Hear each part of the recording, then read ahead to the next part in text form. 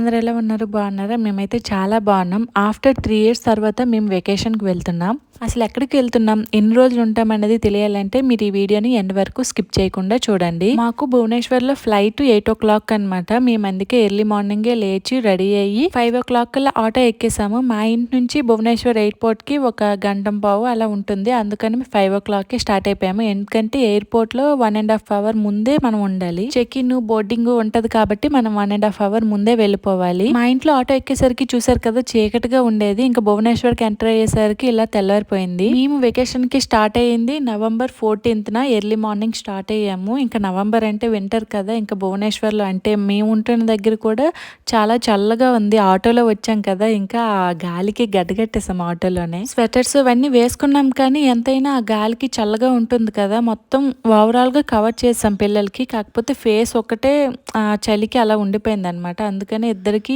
ఈ ఆటోలో వచ్చేసరికి కోల్డ్ చేసేసింది మా పిల్లలిద్దరికి. 6:30 అయ్యేసరికి భువనేశ్వర్ ఎయిర్పోర్ట్ కి అయితే రీచ్ అయిపోయాం. చూస్తున్నారు కదా, ఇదే భువనేశ్వర్ ఎయిర్పోర్ట్. ఎయిర్పోర్ట్ కి వచ్చే కొద్దీ కొంచెం హార్ట్ బీట్ అనేది పెరిగిపోతుంది. ఎందుకంటే మా శ్రీనితో ఫస్ట్ ఫ్లైట్ జర్నీ. నా ఫస్ట్ ఫ్లైట్ జర్నీ మా జాను, శ్రీని ఇద్దరు పుట్టలేదు. మా పెళ్ళైన ఒక 1 ఇయర్ కల్లా నేను ఫస్ట్ ఫ్లైట్ జర్నీ చేశాను. మా జాను ఫస్ట్ ఫ్లైట్ జర్నీ కూడా 11 మంత్స్ ఉండేటప్పుడే చేసింది. కాకపోతే అప్పుడు ఎంజాయ్ చేయలేకపోయాం, అది వేరే విషయం అనుకోండి. ఇప్పుడు మా శ్రీని కూడా 11 మంత్స్ ఉండేటప్పుడే ఫస్ట్ ఫ్లైట్ జర్నీ చేస్తుంది. బోర్డింగ్ పాస్ లో చూసారా మేము ఎక్కడికి వెళ్తున్నాం, మీకే అర్థమైపోతుంది. Yes, we're going to Bengaluru. Early మార్నింగే స్టార్ట్ అయిపోయాం కాబట్టి బ్రేక్ఫాస్ట్ ఏం చేయలేదు, ఫుడ్ కూడా ఏం ప్రిపేర్ చేసుకోలేదు. ఎందుకంటే మేము బెంగళూరు రీచ్ అయ్యేసరికి 10:30 అలా అవుతుంది.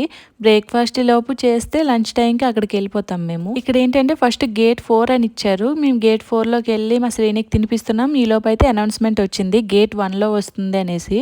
ఇంకా అక్కడ నుంచి ఫాస్ట్ గా వెళ్ళాము. మేము వెళ్ళేసరికి అందరికీ బోర్డింగ్ అయిపోతుంది. బ్రేక్ఫాస్ట్ చేద్దామని మా ఆయన అయితే ఆలు పరోటా చెప్పాడనమాట. మా ఆయన తిన్నాడు, నేనైతే తినలేదు. ఎందుకంటే నాకు ఫ్లైట్ జర్నీ అంతగా పడదు, మళ్ళీ ఏమైనా తినేసి వామిటింగ్ లా అయిపోద్దేమో అనేసి నేనేం తినలేదు. దిగాక తిందాంలే అని. ఈ జర్నీ స్టార్ట్ అయిన నుంచి నాకు ఒకటే టెన్షన్, పిల్లలు ఎలా ఉంటారు, మా శ్రీని ఎలా ఉంటుంది. అసలే ఫస్ట్ జర్నీ, ఎంత జర్నీ చేయడం ఇదే ఫస్ట్ టైం. అంటే ఊరికి భువనేశ్వర్కి తిరుగుతున్నాం కానీ ఫ్లైట్ జర్నీ ఇలా దూరం వెళ్ళడం ఇదే ఫస్ట్ టైం. ఎర్లీ మార్నింగ్ లేచేసి వచ్చాం కదా, ఫుల్ గా నిద్ర వచ్చేసింది మా శ్రేణికి. ఇంకా మా బోర్డింగ్ కూడా అయిపోయింది. లాస్ట్ వరకు ఉండిపోయాం, ఎందుకులే ఆ లైన్ లో నిల్చోడమని రిలాక్స్ గా అలా కూర్చొని అక్కడ లాస్ట్ లో వెళ్ళాం. ఫ్లైట్ దగ్గరికి వెళ్ళాలంటే ఈ బస్సు ఎక్కి వెళ్ళాలి, కొంచెం దూరంలో ఉంది కాబట్టి బస్సు ఎక్కించి తీసుకెళ్తున్నారు అనమాట. ఇదిగోండి మేము వెళ్ళే ఫ్లైట్ ఇదే, ఆకాశ ఎయిర్. ఫస్ట్ టైం ఆకాశ ఎయిర్ లో ట్రావెల్ చేస్తున్నాను. ఇంతవరకు వెళ్ళినవి చాలాసార్లు ఫ్లైట్ ఎక్కాను, కాకపోతే ప్రతిసారి కూడా ఇండిగోకే వెళ్ళాను. ఫస్ట్ టైం ఆకాశ ఎయిర్కి వెళ్తున్నాను. పెద్దగా డిఫరెన్స్ ఏం అనిపించలేదు, కాకపోతే నేమే మారింది అంతే. 7:40 అలా అవుతుంది. ఇంకా ఫ్లైట్ దగ్గరికి అయితే వచ్చేసాము. ఇప్పుడు స్టెప్స్ ఎక్కేసి ఫ్లైట్ లోపలికి అయితే వెళ్ళిపోతున్నాం. చుట్టూ చూసారు కదా, ఇంకా మంచు పడుతూనే ఉంది. ఇంకా అసలు సూర్యుడు కూడా రాలేదు, అదే సన్ రైజ్ అవుతూ ఉంది. ఇప్పుడు ఇంకా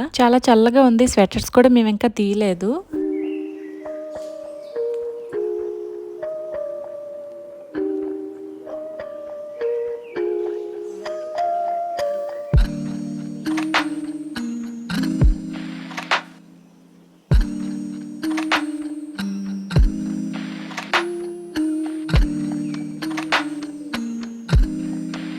ఫ్లైట్ ఎక్కగానే మా శ్రీని ఒక హాఫ్ అన్ అవర్ కాదు కానీ ఒక 20 మినిట్స్ అయితే బాగా ఏడ్చింది. అంటే నిద్ర కోసం, ఫ్లైట్ ఎక్కినందుకు కాదు. నిద్ర వచ్చేసింది దానికి, పడుకోవడానికి కంఫర్టబుల్గా లేదు, అందుకని బాగా ఏడ్చేసింది. ఫ్లైట్లో వాళ్ళందరూ ఒకసారిగా చూసారు మమ్మల్ని.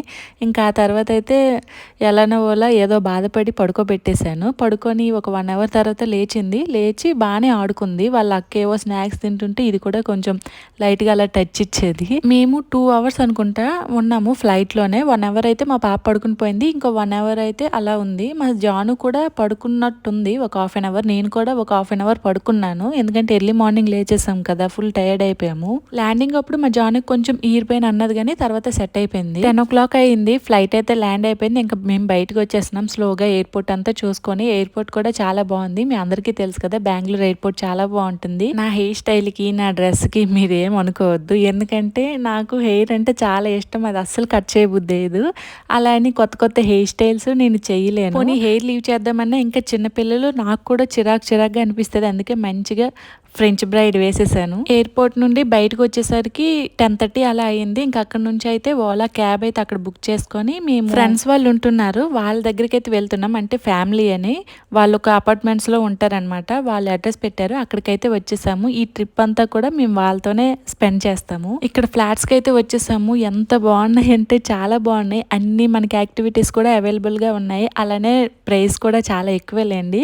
కాకపోతే ఇక్కడ వాళ్ళు ఉంటున్నారు కదా, ఇంక ఇక్కడికైతే వచ్చేసాము. వచ్చేసరికి పెద్దగా టైం ఏం పట్టలేదు. ఒక 30 మినిట్స్ అలా ఎయిర్పోర్ట్ నుంచి ఇక్కడికి ఫ్లాట్స్ కి అయితే వచ్చేసాము. 11:30 అలా అవుతుంది. ఫ్రెష్ అయ్యి బ్రేక్ఫాస్ట్ అయితే చేసాము. ఈవినింగ్ డిన్నర్ లోకి ఏం తింటారని అడిగారు అనమాట అన్నయ్య వాళ్ళు. అడిగితే ఇక్కడ ఏది ఫేమస్ అది చెప్పండి అంటే అప్పుడు కర్ణాటక స్పెషల్ దిండిగల్ తలపకట్టి బిర్యానీ అయితే ఆర్డర్ చేశారు. బిర్యానీతో పాటుగా చికెన్ ఫ్రై, అలానే స్వీట్ కార్న్ మసాలా అనుకుంటా అది, ఇంకా మష్రూమ్ పకోడీ ఇది కూడా ఆర్డర్ చేశారనమాట. మొత్తం ఫుడ్ అంతా కూడా చాలా బాగుంది. ఇంకా మంచిగా డిన్నర్ ఎంజాయ్ చేసేసాము. ఇక్కడ పిల్లలు అయితే ఈ ఇంట్లో చాలా బాగా ఆడుకున్నారు. వీళ్ళకైతే చాలా బాగా నచ్చింది ఇల్లు. ఇంక ఇక్కడ నుంచి వాళ్ళ ఫ్యామిలీ మా ఫ్యామిలీ మేమందరం కూడా ఇంకా 4 days బయటికి ట్రిప్ కి వెళ్తున్నాం. అదేంటి అనేది నా నెక్స్ట్ వీడియోలో చెప్తాను. అంతవరకు సబ్స్క్రైబ్. Bye bye.